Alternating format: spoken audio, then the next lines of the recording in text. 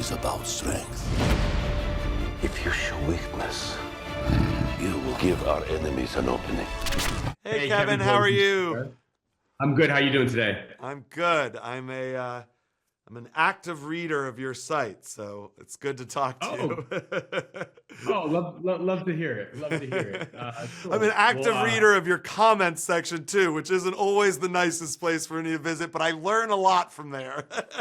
Internet in a nutshell. I wish we could say we were unique to that.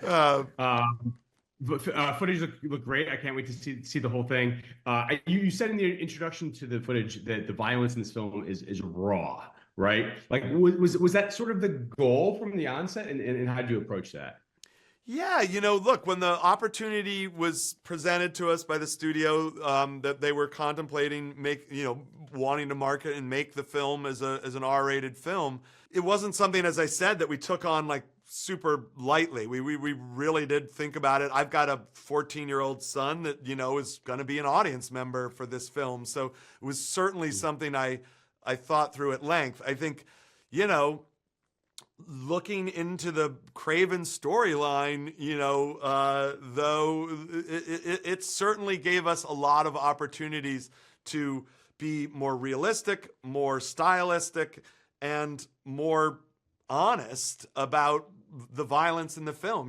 The idea that we, have 65 or something, I forget the exact number, but 65 kills in the movie, and there was not going to be any blood ever shown from any of those, is a little misleading. And so the opportunity to be sort of more stylistic but also honest was great. And then and I think you'd have to see the whole film to judge whether we pulled this part off. On the other hand, anyone that knows the full Kraven storyline, and Aaron and I were greatly inspired by Kraven's Last Hunt, and in our mind that is sort of where this if we get the opportunity to keep telling these stories, that is where this one will end for us.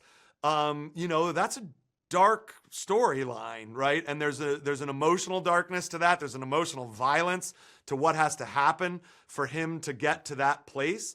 And so, there's an origin. This is structured like a classic origin story. And so, there's some stuff that happens in the earlier portion of this film with the kids when they're younger, they're in their teenage years. And those are things which you'll see when you see the film that we would never have been able to put on screen if it wasn't an R-rated film. So, I like to think, I joke that I still want my mom to be able to watch this film. So, we didn't want to go ever so far that it became absurd, and it always had to be grounded in what the characters were doing. Even when it was a touch sadistic or a touch stylistic or silly, it always, in that sort of Tarantino way, had to be grounded in like that the character was feeling those things. I always appreciate when a filmmaker knows the precise body count.